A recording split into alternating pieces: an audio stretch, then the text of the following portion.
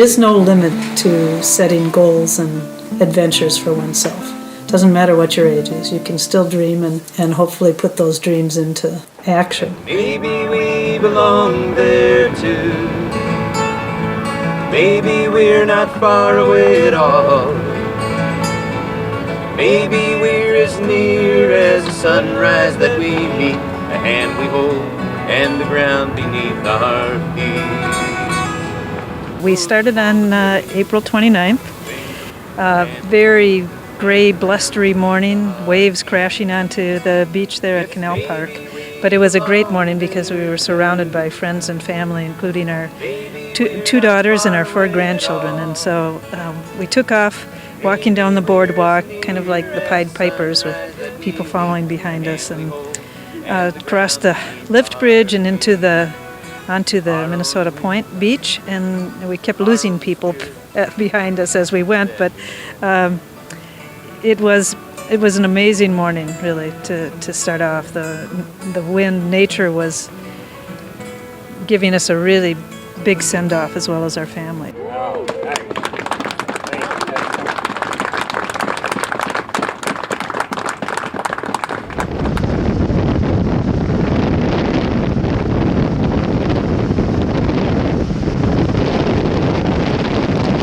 So we got across and got into Wisconsin.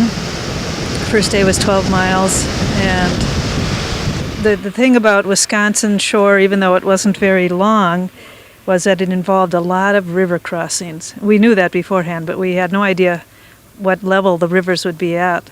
And luckily it was a dry spring, so they weren't real deep. There were only a few that we knew we couldn't walk across, that we'd have to swim or get a boat. But we did get wet, and Mike was much more willing to just plow across the water to begin with. I was trying to keep my boots dry, but gave up on that after a bit. We got into Red Cliff Reservation and walked through that land and met the vice chair, whose name is Marvin Defoe. And I have a young boy. In fact, today's his birthday. He's 8 years old today. But he asked me yesterday, we were talking about surviving,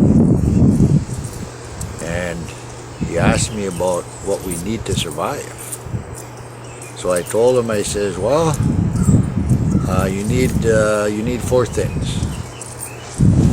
4 things you need. Number 1, you need food. You need food to survive. Number 2, you need air. You need air to survive. Number 3, you need water. You need water to survive. And number 4, you need love. That's what you need to survive, son. He mentioned how it's his hope that these bands all around the lake will join together, and with that combined strength, they should be able then to do more to protect the lake, this resource that has been so important to their culture for centuries.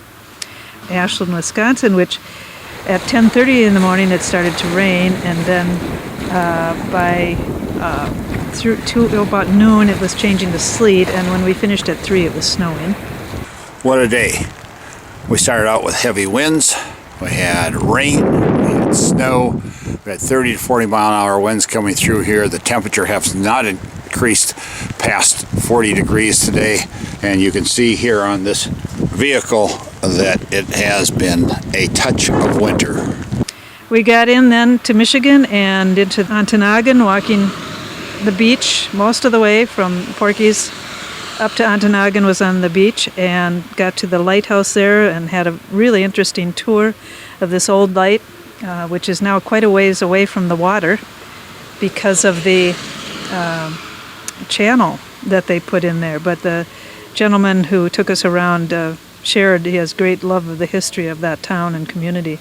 It was built in 1866, replacing the original wooden frame lighthouse that was built here in 1851.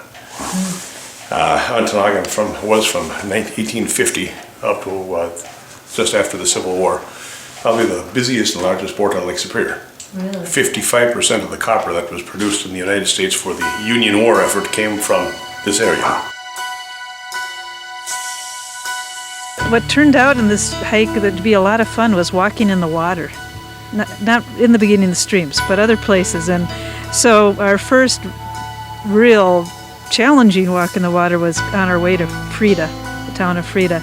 And that's where we had to walk around the base of these cliffs, sandstone cliffs.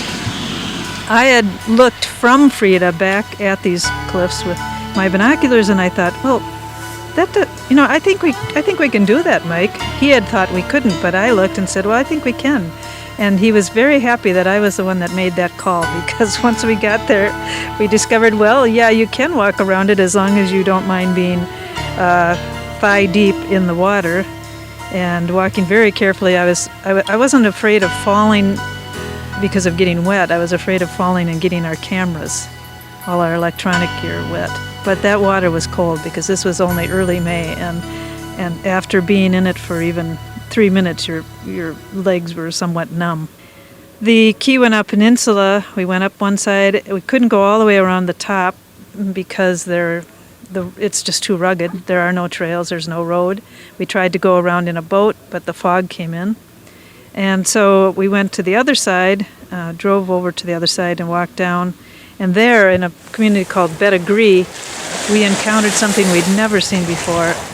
Water, the Lake Superior water, which is normally crystal clear, looks like Caribbean water, was yellow, like paint.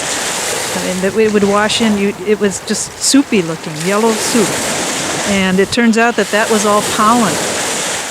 The spruce, they told us, this part of the Keweenaw is heavily forested with conifers, and they said that this was all the pollen that it was filling up the bay that we were in. It was just weird. And that particular stretch of shoreline had some of the most beautiful and amazing rocks that we walked on. Mike took lots and lots of pictures because the patterns were of squiggles and zigzags and squares and loops and bullseyes even. It just was kind of bizarre. We started describing it as alien landing. Our friend Bill and Beth Blank joined us at the end of May, friends that helped support us on the trip. Mandy went back home for a bit. We knew that, they're walking 15 miles a day and they're going to come in very tired at the end of the day. So we, it's one of our goals just to make everything as easy as we could for them. And Beth is a great cook, so she made a lot of meals for them. And just make it as easy for them as they can, because 15 miles over rugged terrain is a tough day, and they're not so young, Oh, yes, they are. They're our age, and in fact, that's one of the things that they're interested in showing people, that just as a retirement age, you can still do magnificent trips and big adventures. I'm very passionate about protecting fresh water and all of our natural resources for future generations. And that's something I've been taught in my family that's important. Both my parents, I grew up on a farm, but they always taught me to respect the land and to take care of it. And that's something I think that we all should do, that it's a good thing to be taught. And to learn about it, not just to protect it, but to go out there and explore and learn more about the world around you. That's something I think everybody should do. This part of the trip then took us through the Huron Mountain Club, which we'd heard about. It's a private land holding, and people had told us, well, before the trip, how are you going to get through the Huron Mountain Club? And we weren't sure in the beginning, but through Facebook we met some people who had been guides there and knew other people that were guides, and so they were able to get us onto the property, and that was our biggest hiking day. We crossed that property. It was 19.8 miles or something. A long day, but it was beautiful. And we were into Marquette, had some time off there, 3 days off. Rained when we arrived, just as Jim Radford came to meet us to do some videoing.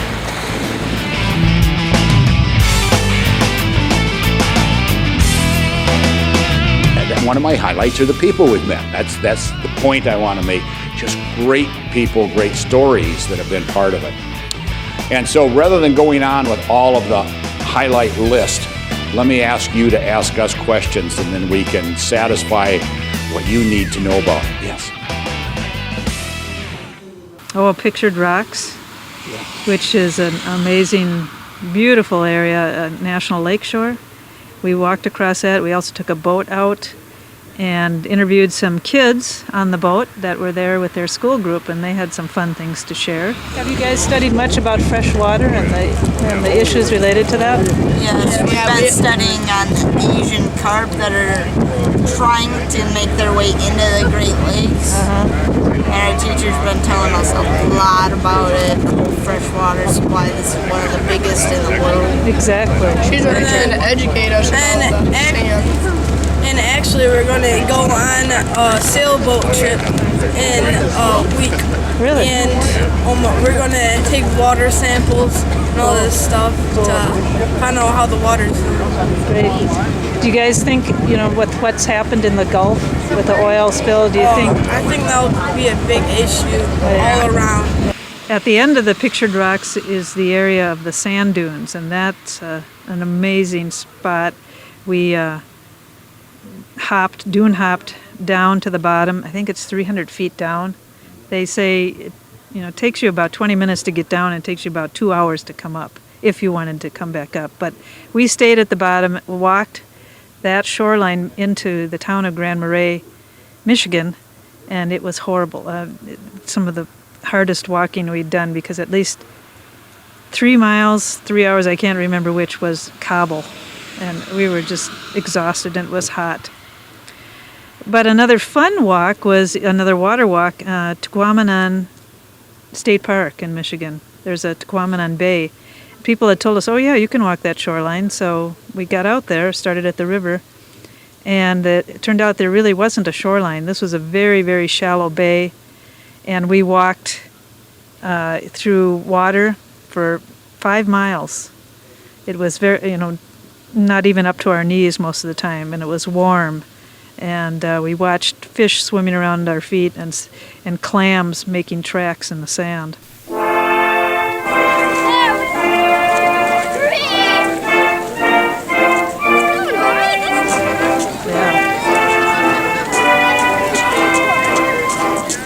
Getting on the bridge. But the bridge walk was an extraordinary event, and it was probably the one day that we were most committed to other than our start and end day. And that was because there's only one day a year that the bridge is actually open for people to walk. The International Bridge going from Michigan to Sioux, Canada. And so we walked there, but because it was halfway, we had our grandkids and our daughters and our son-in-law meet us there. So it was a party. We walked across that bridge on a gorgeous day, and that was just great fun.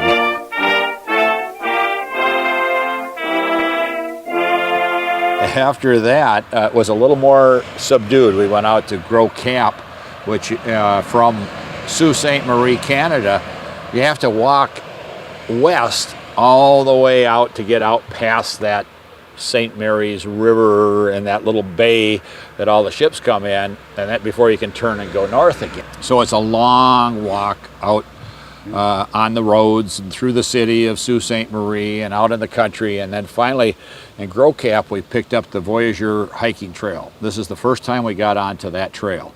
Now, the Voyageur Hiking Trail Association had been helping us plan some of our route, and they've put a variety of trail pieces together. And we picked up a lot of them, just like on the Minnesota side, we picked up a lot of, or Michigan side, we picked up a lot of North Country Trail. Here we picked up a lot of Voyageur Trail Association. So that was quite neat, but Gros Cap, it was hard hiking. It was high and tall, and the hardest part though was there were sections where if you slipped on the dry spot, you went knee deep or more in the muck, and which I managed to do one time at least. And but fascinating was that it goes in this part of the trail, it goes underneath these massive wind generators. So as we approached them, and you heard that, oh, oh, oh, and all of a sudden you look up through the trees and there's this generator above.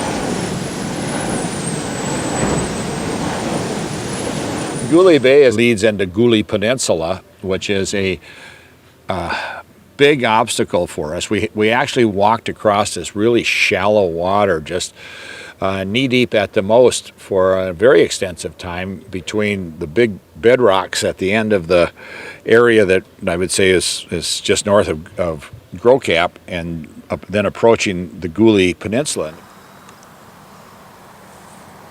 Amanda spotted these 2 sandhill cranes yesterday when we were out walking, and Mike spotted them again this morning, so we thought we should stop and get some pictures.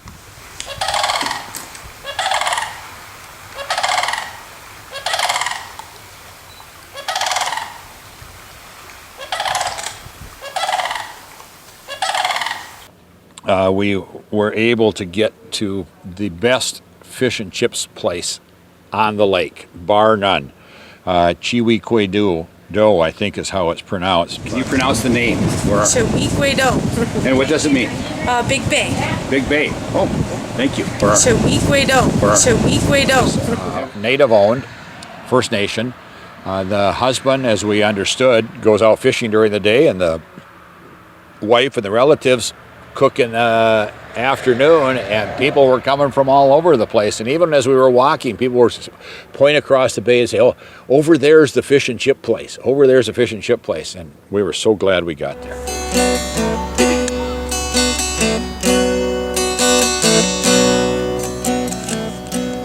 Well, I believe that the Spirit blows in the wind.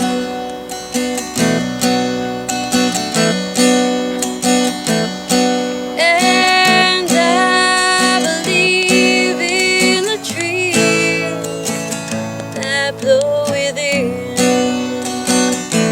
Then we got up to Pancake Bay, which is a provincial park, and we camped there. And it would be the most pristine sand beach I think we've ever seen. We immediately said, there's nothing better than this in the Caribbean.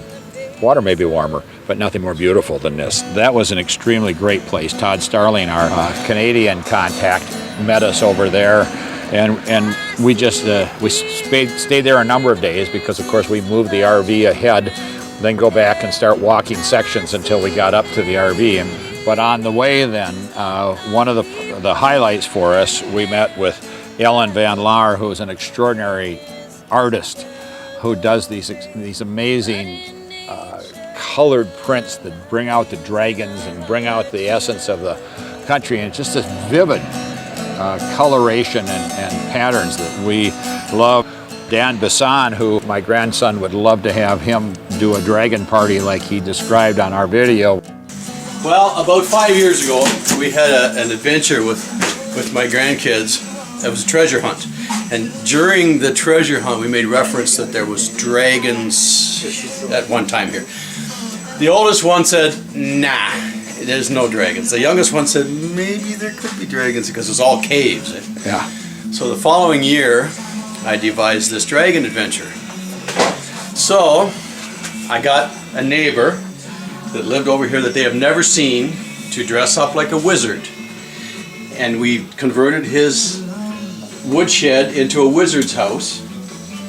And we made up a secret scroll and it was written in an Anglo-Saxon rune, which is a language nobody knows. And we had a book to decipher it. So you know what the rune stones are? Yeah, and so I built this thing. It's 25 feet long. It's in a cave. It has rib cage, wings, vertebrae, the whole thing.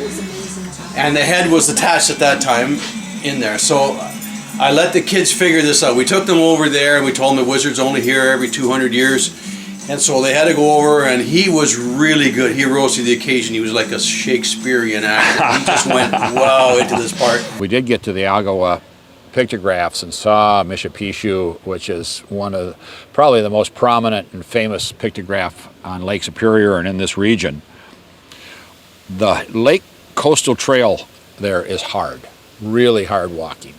Sometimes it's more like climbing or crawling, but the favorite spot was from Orphan Lake to Catherine Cove. We got out there and you walked lots and lots of rocks on the shoreline. It has color in the rocks and pattern in the rocks unlike anything anywhere else. It was just a great day. We went with Walt and Lynn Pomeroy. That's the legacy that our generation needs to protect Yep. and pass on. That's why all the environmental impacts need to be looked at very, very carefully. You try to minimize them where you can, because many times it's generations or more. When you could look at scars on the landscape from 2, 3, 4 generations ago of mining on our oil in the Upper Peninsula of Michigan, and maybe the chemical and the mineral environmental impacts have minimized now, but certainly the scars and the holes in the ground are still there as a unfortunate negative legacy. So you need to be very careful when you think about that kind of development, and certainly its environmental impacts. Then did our portage. Now, when you're paddling, you portage by paddling to the shore and then walking across. Well, in this particular trip, we walked the shore, and then we had to get in a boat to portage around the Crown Land and Puckasaw National Park, where there's no trails. So we worked with Naturally Superior, took a wonderful Voyageur canoe trip. Now I say wonderful because we really had a good time, but it's the last one I'm ever doing. So that's the truth in advertising on this. You lose a little flexibility. We got windbound 7 days out of what was supposed to be 10 days, but became an 11-day trip. We experienced a helicopter rescue of one of our assistant guide. We got into bays that were so remote and so beautiful that people will look at it and wonder what part of the world we're in. But this is true wilderness. This is the best example of what wilderness really is, because you're out there. You're not able to just get on a road. Or in this case, we couldn't even get on a trail. We ended up walking across the north end. Now, Kama Bay is the northernmost bay of Lake Superior. We were there with Tobias, our webmaster, and he celebrated the fact that we had 2,000 kilometers there. And we walked into Nipigon, and at Nipigon things changed, because at Nipigon we began walking south. At that point, it was the first point where we actually started to think about the end. It was a strange feeling to have hit the peak and know every step we took, or basically every step we took, would begin to bring us back to Duluth.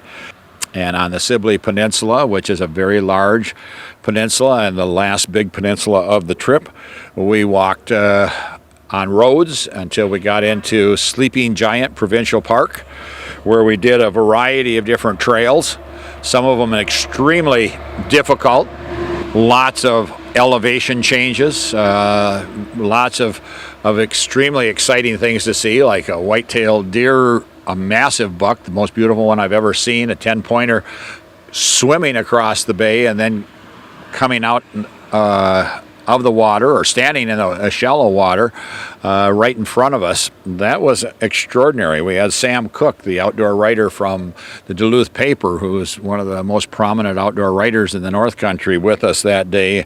We did 16.1 miles and ended up, the end of the day was a wonderful little 500-foot climb up a clay and rock cliff that left all of us huffing and puffing by the time we got up there.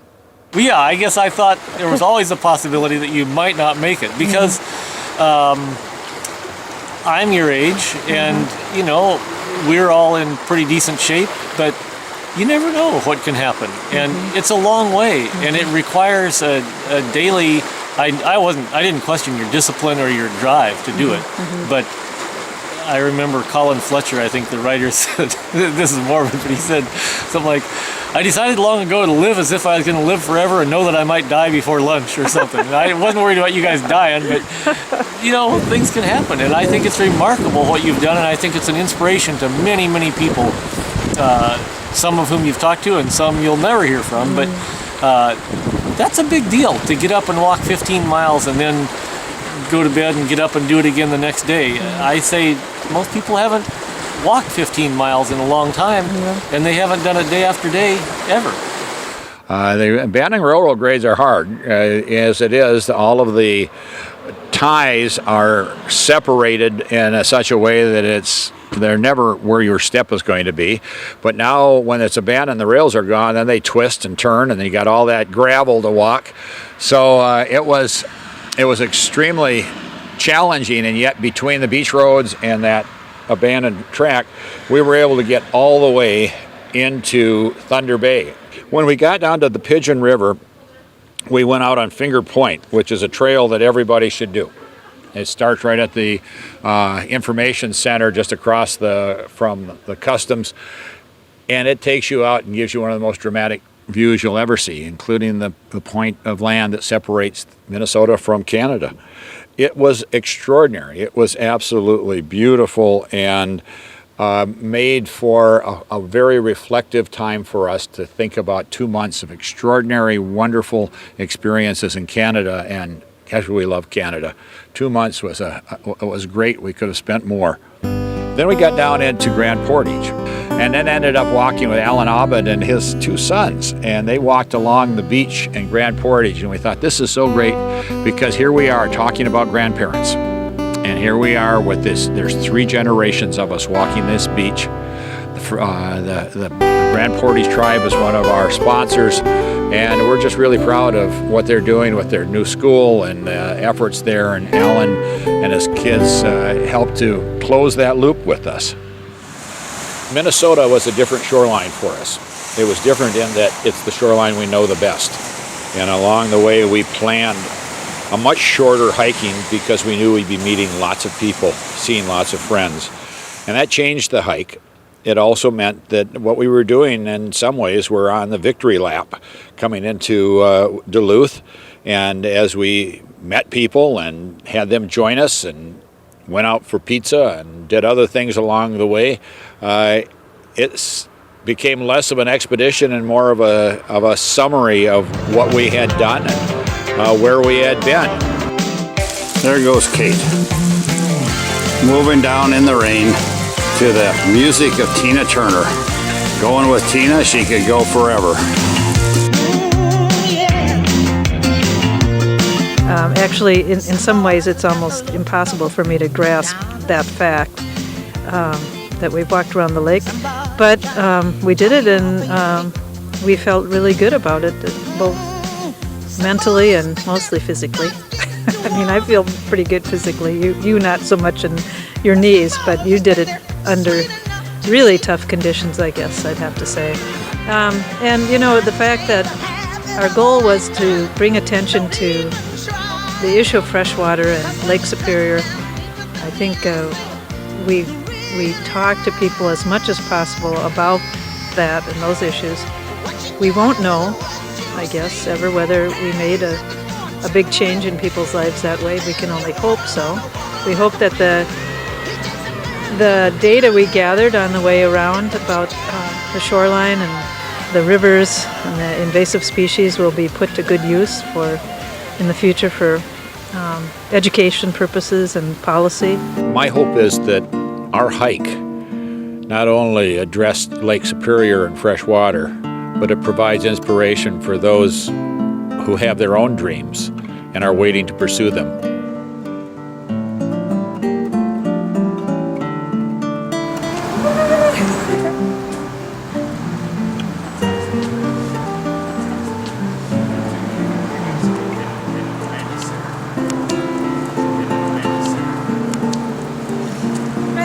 We did it!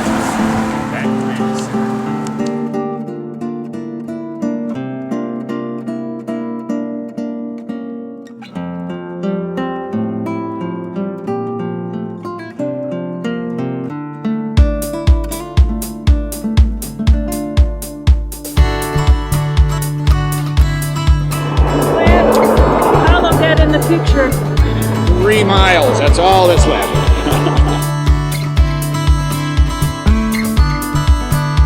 Today is September 18th. It's 4 months and 3 weeks from when we started. This is Duluth.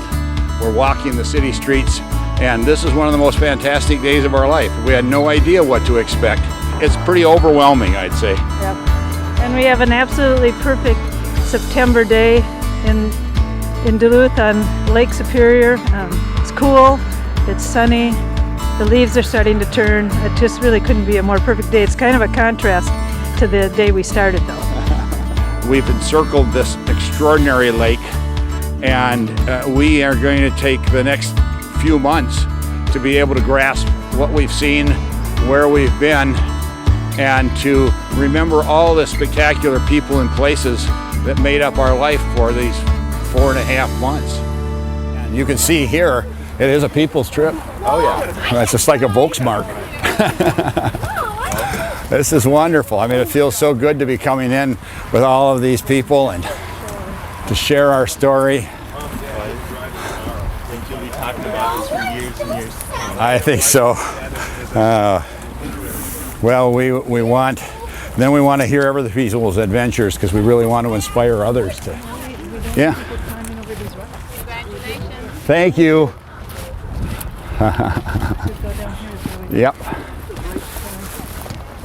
Well, they got. We, at this point, have just reached. This is the 1,550 mile mark right here. So.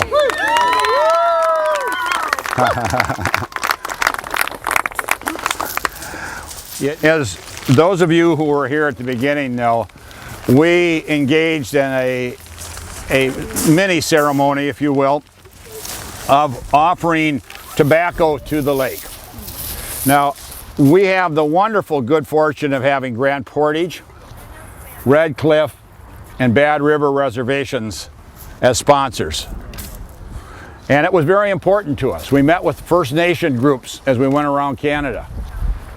They've been on this lake since the glaciers melted. They have been here for all of this. They are the culture of the lake. And all of the rest of us are latecomers who are sharing in this massive and beautiful place. Even now, it's still hard for us to comprehend the size of this lake. It's just impossible. We'll look across and see little shadows over there and say, we were there. Well, were we there? And so one of the things that we want to do, we want to honor those reservations and the First Nation people by offering tobacco, which is a gift that was not designed for putting in a pack and adding nicotine and everything else to. It was a natural product. This was grown by Alan Abed on the Grand Portage Reservation. He picked this and said, would you please use this for ceremony? And so we offer this to Manitou, to the Great Spirits, to Gitchigami, Gitchigumi, Mishipishu, which we want to also remind you that this walk was done because fresh water is so important to all of us. We can talk about all the other issues of gold and oil and everything else in the world, but we can't live without fresh water. 1/10 of all the surface fresh water in the world is right behind me here. That's amazing. We can't sacrifice that. We can't allow something to happen to that. A BP kind of experience here would be a disaster. And you would say, well, it can't happen here, and then on Lake Michigan while we were walking around there was an oil spill from a pipeline. So yes, it can. And so, so we're there for fresh water and to remind us of the fresh water. We're also doing this because we want to challenge all of you to live your dreams, to stand for the things you believe in. We're doing it as a legacy for our kids and our grandkids. And we think that it's extremely important that you do it for your kids and your grandkids, that we all do this and to keep that. So again, when we offer this, we just offer this with great emotions and thanks. One of the things that we did as we traveled, and we hope that you all know the book Paddle to the Sea. Well, here is Paddle Around Lake Superior. We brought this along. It was connected to all of our grandchildren, whose names are on the bottom. And we took this all around and we took pictures, and Amanda, who is here, our great support person, and she put this on the education page, and so where was Paddle? And we put clues and that. Paddle has been with us throughout this adventure. It was something we wanted to do that our grandkids could connect with. And so he's been in the water. We're not going to leave him here. We're going to take him with us. He's going to be part of us. But appropriate, I may be in the water, but that's okay. But this has been a companion in spirit, and we we do recommend that you know that great book, and it was written in 1939. It's a classic. So this has been ours, and it is one of the ways we've tried to connect across the generations from grandparents to grandchildren. Everybody, all these great faces and smiles and warmth and waves. I mean, what could be better than that? It's perfect weather. It's good to be home. It is. It is good to be home, and it's been home since we crossed the Minnesota border, and we've thoroughly enjoyed all of it.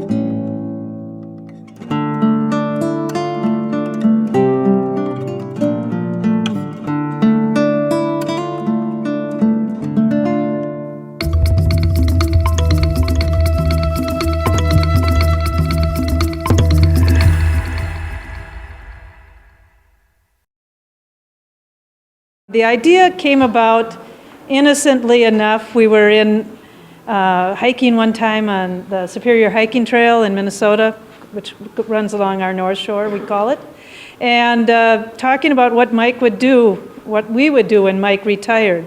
And I said, well, I think on your last day, you should just walk away. Go out the door, go down the road, go up the bike trail towards our house, and just walk away. And he said, well, why don't I just keep walking to Duluth? Because the bike trail goes to Duluth. I said, yeah, okay, that sounds all right. That's only 75 miles. Or from our house, it's about 50 miles.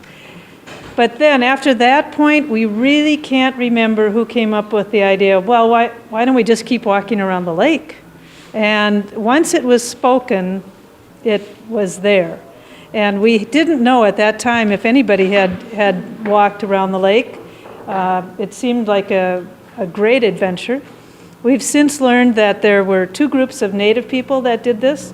One group from Wisconsin did it in relay form, and part of it was in memory of one of their members.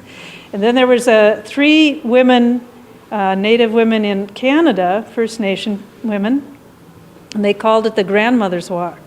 And they also did it for fresh water. And I have to say that I really admire their efforts. Now, all these people were walking the roads, for one thing, which I just couldn't do. I couldn't do this lake just doing the roads. But these women, in order to bring attention to the fresh water, every day they carried a bucket of water. I cannot imagine how their arms and backs felt at the end of the day, but that's what they did. We then, and we also heard of a young man who did it in '85, but we don't know much about his trip. However, our trip, we knew was going to be different from these because our goal was to stay as close to the shoreline as possible. We wanted to see the lake, and I'm happy to report that every single day that we've been out, we've at least spent part of the day right on the shore, on a road or a trail close to the lake, or in a spot where we could get glimpses of it or hear it. And most days we have quite a bit of time on the shoreline. And to be on the shore, whether it's rocks, sand, boulders, even clay, I have to say I don't like clay very much, but that seems to be past now in Wisconsin. Just to be on that shore lifts our spirits. And it can be difficult walking at times, for sure, but it's definitely worth it. Our trek also has another element to it, and that is that one of the things that happened besides retiring, besides spending a lifetime concerned about the environment and working with Northland College and UMD and all of the various universities we've been associated with, another thing that came along in our lives were grandchildren. And grandchildren changed the world. How many of you are grandparents? All right. Now, is there a better title than that? I mean, I've been director, executive director, I've been the chair, board chair, and all of these things. Pfft, lousy titles. grandfather, now that one, that's the best I've ever had. But what happens is when these little characters come along and I can take them out, and Kate and I really work to get them outdoors and to do stuff. We make sure they have a lot of outdoor experiences. We have 4 grandchildren, 3 grandsons, 1 granddaughter, and we have 1 more on the way. That'll probably be our last, the 5th. And with these kids, what they do is they become portals to the future.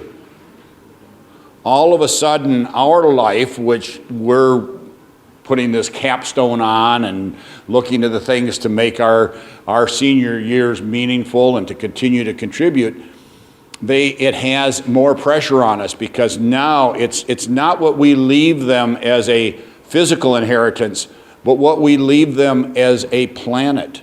What we give them for water and air and places, green places, that's what counts for them and for their grandchildren. And so they're our motivation. And so while there was the grandmother's walk, now this is the grandparents' walk, if you will, and we are walking for the future.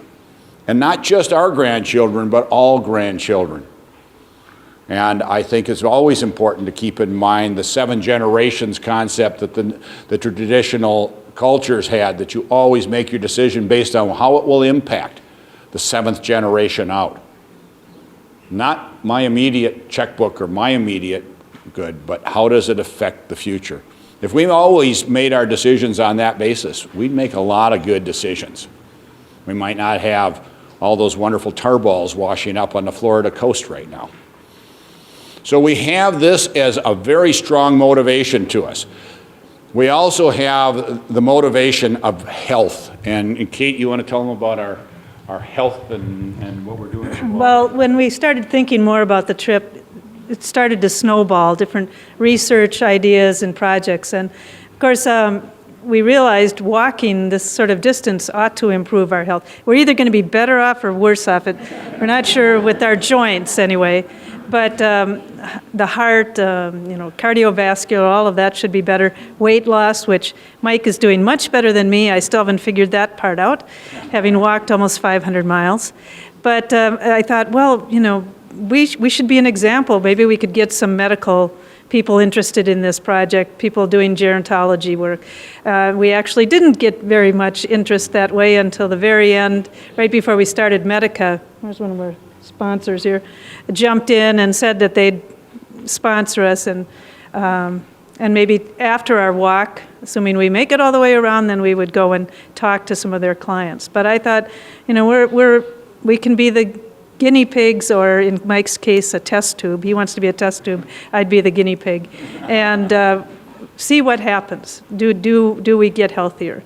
I stopped taking my blood pressure pills a week ago to try to see what would happen, with my blood pressure, and it has stayed low. So I'm just not going to take them anymore and see what happens.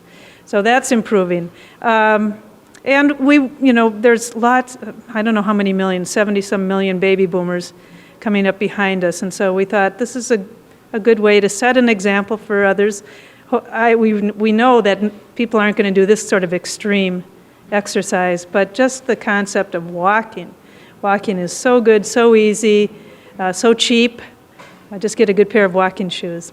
And also for, again, the children and grandchildren, let's show them that we're going to do something that they also can do. But we are doing research as well. We went around, because I've been a college professor for decades, starting with Northland College. I actually have a graduate course from Hamline University that is following our program, and part of the reason they're doing it is I teach a research program.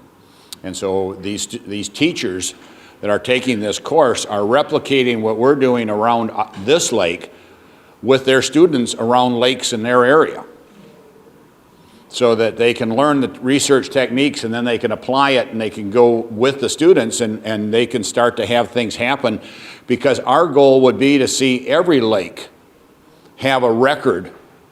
When we started looking at this lake, there are some things like the Shoreline Viewer and some things that you can look at to give you some wonderful aerial photos. But being on the beaches and Kate didn't mention we're not only on clay and sand and rock, but sometimes we're actually walking in the lake to get around some of the cliffs and some of the things. So we get a very intimate view of what's going on. And so we went to the universities and said, you know, we're out there. We're trained, we're biologists, we're naturalists, we can be feet on the ground and eyes for you. And so we established some ideas, one of which was Kate's, to begin this, to start this, was that every 3 miles we would take a photograph in all 4 cardinal directions, and I take notes about the vegetation. And so there are currently 140, and there will be, by the time we're done, close to 750 to 800 at least spots along the lake, like connected dot, where you can go in and you can see that spot, and you can come back with a GPS 100 years from now and really determine how much it changed. If it changed, as all of you who are grandparents know, we have a way of saying, when I was a kid. And everybody say, they either roll their eyes or they say, yeah. Well, this time we don't have to. We just say, go back to these GPS points in 2010, this is what it looked like. Then we really know, because it's real easy to say, well, it really wasn't that big a change, nothing that much has happened, or to exaggerate it the other way. Now we have some evidence. We're also looking at stream mouths. We're concerned about the water levels. Now, actually, we're benefiting by having a low water level. That high water line is much further out, and we got more places to walk, which is really nice for us. But in the long run, what if this water level were compounded with Arizona and Nevada, New Mexico watering their golf courses with a little pipeline coming out of here? What if Lake Huron and Lake Michigan, that have more population, and say, we'd really like to raise our water levels for our docks and our people, and so let's just drain some of that water out of Lake Superior, because that was also proposed last year. Well, what we want to do is to look at the mouths of the river and say, this is how deep they are. We've been walking through a lot of rivers, and so we've been kind of measuring them by, we could actually put a ruler on my leg and just have measurements that way. So we walk through, so how wide, how deep is it? How much is it away from the lake level? So if the lake level drops, the water ultimately will just seep through the sand. Now that works to get the water from the stream, but it doesn't work for those fry that the fish are spawning up the stream when it's high water, and then when the young get ready to return to the lake, how do they do that? So we could kill off our sport fisheries by having something. So we're taking records. We've got 90 streams right now measured for that. We're providing that information. All of the information, including this research that you're helping us with by filling out this questionnaire, this is all going to universities. Michigan Tech, University of Minnesota Duluth, Algoma University in Canada. Those are the 3 principal groups. We also had Michigan State involved with this questionnaire. And so we're NRRI, which is actually associated with University of Minnesota Duluth, is called the Natural Resource Research Institute. In northern Minnesota, it's the #1 research group. So these are going to researchers. Now again, our teachers, and from those taking my courses through Hamline University, are taking out, they're going to take and create baseline data for their lakes and have their kids monitor it every year. So we continue to make what we're doing, we hope it keeps multiplying out so that there's more and more impact. That's what our lives are all about. That's what your lives are all about. How do you impact with your lives? Who do you change with what you say and what you share and how you act? Those are very important issues to us. So you can see there's a whole lot of things going on besides the fact that we're walking around the lake. We have people like Rolf Peterson that many of you probably know, because I think he taught here in Marquette for a while, and he's taught up with Michigan Tech right now. And he's asked us to watch for moose sign around there, because we're concerned about the loss of moose in the northern regions. Minnesota's population has just plummeted, and so there's a lot of danger. So we're watching for that. We're working on invasive species for Algoma University. A lot of different things that are going on because we're walking and observing. And we're keeping the Facebook, we're keeping our website up. We also post a health blog for Benavia. We post a health blog for Anytime Fitness.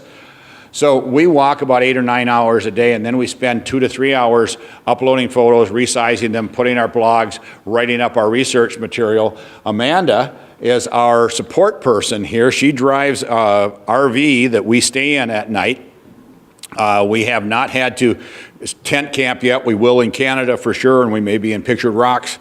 But we've been content to walk 9 hours a day and then spend the time, and it's been really, really great. And Amanda will, when we're not able to be in a place where we can upload, we write up the material, and then Amanda comes and puts it onto the site. She's also has a lot of educational materials, and so if you have people, teachers and places at schools, please go to the education site on the website. And one of the aspects of the education, how many of you are familiar with the old book, Paddle to the Sea?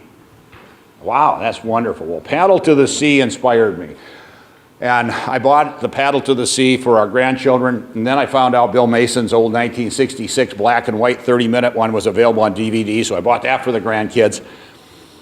And then I said, well, I want to take Paddle with me around the lake. And I went to my friends who are wood carvers, because I'm not, and said, will you carve me a paddle? And they said, oh, well, it'll take 6 months. And I only had a few weeks. And so don't look close, but this is the paddle that I created. And you'll see on the website places, pictures where Paddle is. And Amanda has a guess where Paddle is, so which is kind of fun with some clues. And so your grandchildren and kids and the school kids can be following Paddle and seeing where he is. His weight is coming loose. I'm going to have to find a little attachment for that. He's had some rough times. As a matter of fact, he's had a bodiectomy 4 times. You can see the suture marks on there. It was a very windy day, and we were walking. We couldn't walk close to the water where we like to walk, where it's hard because of the waves that were coming up. So we had to walk up in the softer sand, and I got a bunch of sand in my boot, and then I started to have a sore heel, and I should have stopped sooner, but I didn't, so that was a lesson the very first day. And when we did stop, I said, I've got to look at my foot, and I did have a blister already. But while I was sitting there on this log, there was a man walking with us that day by the name of Dan Metner, and he looked down at the beach, and we'd been seeing a lot of gulls, but there was just one gull on the sand. And he said, boy, that gull is really tenacious. He keeps trying to pull something out of the sand, maybe a plastic bag or something. And the waves would come in, and they'd go right over the bird and back out, and he'd flop down, and then he'd get up again and start pulling. And finally, Dan took some binoculars and looked. He said, no, he's not pulling up a bag. He's hooked. And so I thought, well, we cannot leave this bird like this. So Mike and Dan went down, and I was afraid he'd try to take off. Well, he couldn't fly because he was hooked by his beak and his foot together. And so, but he did try to get away. He tried to beat his way out into the waves, and then the water swept him away and was rolling him. And I thought, oh, this is horrible. This poor bird's going to drown.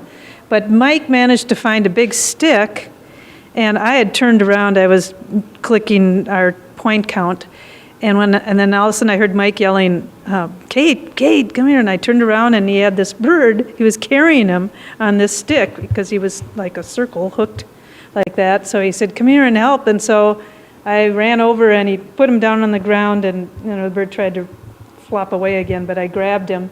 And then we looked, and he was really hooked badly. It was one of these Rapalas, 3 hooks. They call them stick bait in Wisconsin for some reason. But anyway, he was really hooked through one foot and right through his beak. So we were trying to get it unhooked, but it was really in there badly. Luckily, Dan had a Leatherman with him, and there was like a wire cutter on that.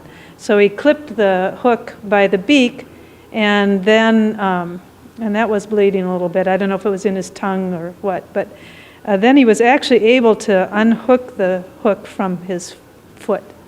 So I held the bird a little bit longer, and then just opened my arms, and it ran on the sand away, started flapping, and it flew away. So, we'll hope or assume that he was fine. And I know some people would probably say, well, it's just a stupid gull. and there's lots of gulls. But there was just no way we could leave that bird to suffer through no fault of its own. It had picked up this rapala. And I'll get to you in just a second there, but it turned out that on that particular beach, it was Wisconsin Point, found 4 rapalas like that, 4 of them, and I kept them all, and I was beginning to think I'd open a bait shop after this trip, and I've since picked up 2 smaller lures along the way. And I know, fishermen don't like to lose their lures. This is not intentional by any means, but it's just an example of, unintentional but unfortunate consequences. Our highlights, one of the things that we've done with these video cameras is to meet people and get their stories. And sometimes afterwards we're really terrible because we say, oh, we didn't bring out the video camera. So one of my highlights is actually one we didn't video. It was Ed and Dorothy Hodgela, who were, yeah, I really wish we'd have had them. They were wonderful people. He, I think, is in his late 80s or early 90s. He was on his way to his sauna. He had his shirt just tucked in. His underwear was sticking out his pants pocket. When he and his wife came running down, they said, oh, we've been waiting for you to come. So he delayed his sauna. They gave us some ice water. No, not ice water, just cold water. Just cold water, well, close. Yeah, really good cold water. So we were visiting, and Ed was talking. He's been in 19 Birkebeiners, and he said he always swam the bay, which was a big, long bay, and he said, but I stopped after my 70s. So we knew we're in tough country up here. You guys, we're not doing anything that probably all of you couldn't do. So that was part of the highlight, have been the people we've met.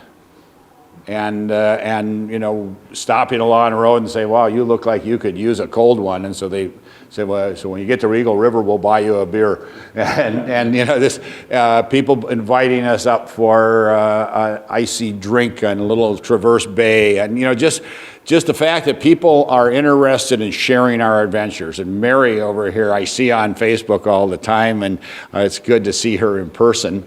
Everybody knows about the Asian carp, and so you got your potential from the water. That's probably the worst. We've been down on the Illinois River. We did a book on Illinois for grandparents, and down there, these monsters, these are like torpedoes. You'll get a 150-pound fish that leaps through. They actually have gotten people knocked out of boats by flying carp. But they're voracious, and we know that carp have done great damage to things. So I think, that's a potential right now that's extremely strong and one that we should be concerned about. Some of the other things are much harder to say because they're kind of localized. There's problems in different bays, whether, we saw round-eyed goby up. Was that? Yeah. Somebody tell you it was? Well, that's what we matched up with. I matched up with their invasive species material. Not the burbot, obviously, but the other one. So we've seen, these things that come into the bays. The bays are threatened by these species that come out of ballast or out of other things that are brought in. We also know about this hemorrhagic disease that's come in, and fish will bleed out, and you can lose whole populations. That's a problem. That's a real bad one. We're looking primarily at terrestrial and the plants and that we can see, because we don't have the ability to go for spiny water fleas and gobies and things, unless we accidentally see them, because we're not in the water. I think it's the accumulation of invasive species that's really a problem. Now in your woods here, I think you got to really watch out for things like garlic mustard that just takes over the understory. We have to fight it where I was, where the Audubon Center, we have teams going out every year, and it's hard to offset and stop it because you pull everything out and then you still end up with the seeds, and the seeds are viable for years. And so it's a constant thing of looking at this. There are some new invasive species on the shoreline that we've gotten from Algoma we haven't seen yet, but the Algoma University has given us to look for on the Canadian shore, and some of those are extremely aggressive and taking over. They remind me of the way kudzu hit the south, and so those are concerns. But it's a long list. Unfortunately, my answer is complex because there's such a long list, and they all have their specific habitats. So each bay, each upland, each beach, they all have their different threat coming to them.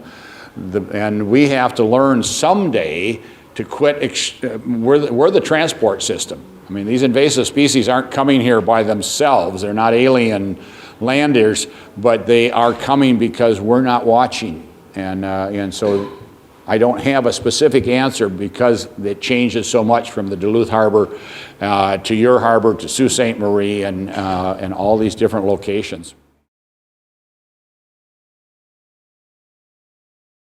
I believe the most I had was Michigan, which was around 100 species there. Overall, probably 125 to 130 species of birds. Coming down Minnesota, our numbers go down because, of course, we're in the fall and they're not calling. We still added some nice ones like rusty blackbirds and surprised by a gnatcatcher up in Gooseberry, and so we still had this, but what we had for birds, our best birding, was the fact that what's going on now at Hawk Ridge, where all the birds are coming down here, moving across. When we were up here in what's the true North Shore, I have to say, unfortunately, that there's a lot of advertising. We'll keep it because people understand it, but this is actually the Northwest Shore and the Northeast Shore, and there's the North Shore. And when we got to this North Shore, up in this Rossport area, all of a sudden we started seeing birds of prey coming down. We saw lots and lots of broadwings, and then we saw lots of, just at Nipigon, we saw our first kestrel of the whole northern part of the trip, and then we started seeing lots and lots of merlins. And so they were coming down, just what we always describe up on Hawk Ridge, how they come down and then they move along the shore. We were able to watch that for this entire length of it. We kept having more and more and more of these birds of prey that were sharing the walk with us. We overall are pleased with the lake from what we could see. Now you realize, of course, we couldn't do the water samples and the water chemistry, but we were happy with it, and at the same time we saw a lot of things to be concerned about that we have to keep watching. And that includes the proposals for sulfide mining here in the Huron Mountains, and up in Wawa there's a Michigan firm doing trap rock, and why they have to do it on the shore is beyond me, but they're taking the shore rocks and blasting them and then taking them and crushing them and then bringing them back to make roads in Michigan. I don't want to sacrifice the shoreline of the lake to make roads. So we see some things like that. They get the copper. In order to get the copper out of it, they have to crush the rock. And in that process you create a type of finer material. They call it sand, but it isn't really sand.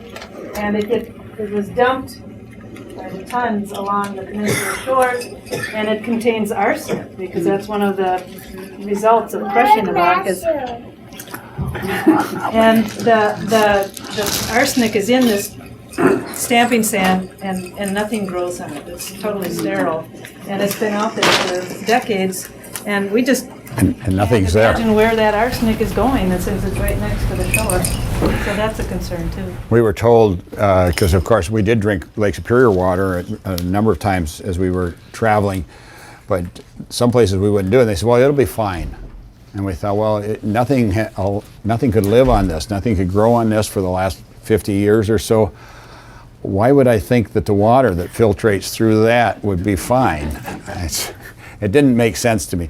So we see some things like that. We know off from Red Cliff, when we were there, they talked about there are still barrels in the lake that were put in there of toxic chemicals and that are still in the lake in the Apostle Islands. So there are problems that need to be addressed. They can be addressed, and the thing that we just keep saying is we have to get to a point where we pay for the problems as they arise, because they're a lot more expensive when we pass them on to future generations. And the cost of cleanup is a lot more expensive than the cost of prevention. We found that in some areas, one of the things we'd like to see change is, for example, in Ontonagon, up to 14 Mile Point, it was almost like a race trying to push in and create cabins, lake homes, all the way up there. And we know that people are going to own lake shores, and we aren't saying that people shouldn't be on the lake shore, but there was no consideration of leaving corridors where the forest could connect to the lake. We were seeing it, just this rush. At the same time, we also saw for sale signs were the most common, if we really wanted to say was the most common sign we saw. I mean, it's for sale, this whole thing. And at the same time as we can't sell the lands that are up for sale, we're breaking new lands and developing new structures. We were also struck by the reality that Wisconsin, which has the smallest coastline, has a national lakeshore. Michigan has a national lakeshore. Canada has a national park, and we don't. Minnesota does not have, and we've missed some opportunities to do that. I don't know if we can do that now. There are, this lake, as massive as it is, there were an awful lot of places and a lot of days where we had to find somebody who gave us permission to go across their land to get to the shore. And once we could get there to the shore, we could walk the normal high water line.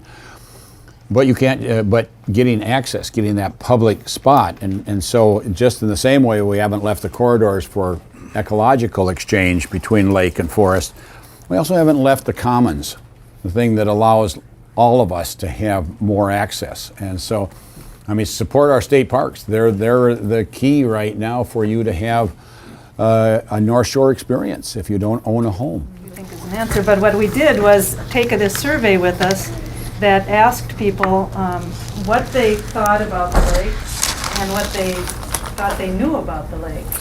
And through that, and this was a survey that was set up by some universities, and Dr. Tony Murphy, who was here, was instrumental in writing those questions. And so it was to be a tool to try to get a sense of where people are at, so that when this information goes back to NRRI, they can analyze it and decide, what, with policymakers and educators, what is it, what do people know, or what do they think they know about what's actually happening on the lake? Things like non-point, how is the lake polluted, or where do you think it's polluted? What should we do about laws and regulations? Our research piece, in which we're trying to create a tool that will allow people to make better decisions about how to communicate. One of the mistakes we often make is not knowing what people know. We either talk down to them or talk up to them, and we need to talk on a level plane. But there is one other thing that changes for me that was really important.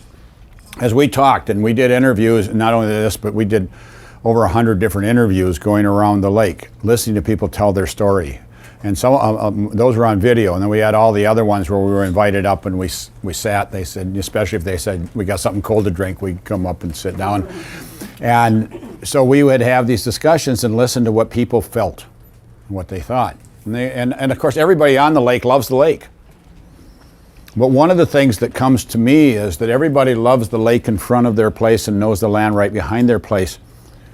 But the people in Wawa don't know what's happening in Marquette, and Grand Marais, Minnesota doesn't know about Grand Marais, Michigan. We haven't created a dialogue that goes around the lake. Lake Superior magazine covers that and tells stories about all around the lake, but people probably even turn to that and find the articles that are closer to home. We would find that some of the people that followed us on the lake would follow us. We went through their area and then on Facebook, and then we wouldn't see them as we went to other areas. So I think one of the things that's really needed, and I'm not an advocate of another organization because we got enough of them, but we need dialogue. We need to create a way to, and my analogy that I had used earlier is that if we were all feeding out of the same bowl, we would care if the person on the other side of the bowl spit in the bowl. And that's one big bowl. And what happens on any one part of it affects the other part. So we need to have a dialogue where, yes, you're a part of the Lake Superior community, not Duluth community, not Marquette community, but the whole lake community. And that's the dialogue that we need, and why, and it's one of the reasons why we're happy to have Lake Superior as one of our magazine, as one of our partners, because it's so necessary to have the conversation, just to have that awareness. around, and so we felt good that the people did come on, and we did have people from all around the lake, and for the most part they stayed and they conversed and looked and saw what was in other places. Oh, but for me, it was this walk from Superior to Bayfield that I could grasp. When we got to Bayfield, I thought, I have walked from That's too far.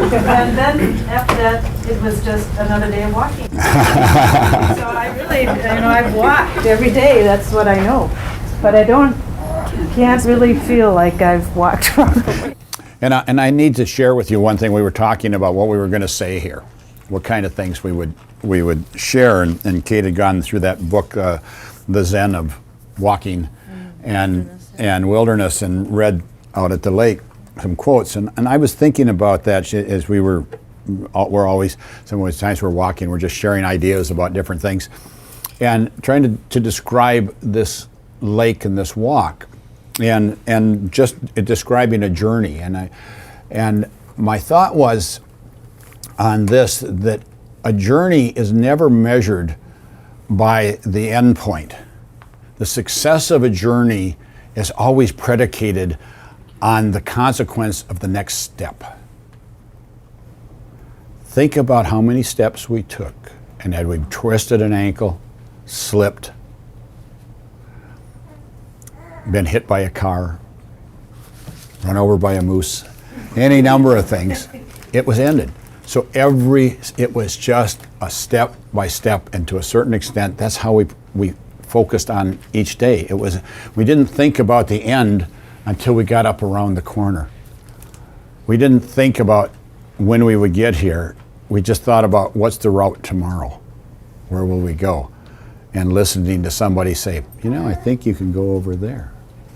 Or there's a trail there. Or maybe if you go, there's a little notch between the signpost and the garbage can. And I think if you go down there, that'll connect you with the beach. Those are the kind of things that we kept going day after day, but it wasn't the end. It was the next step that counted each day.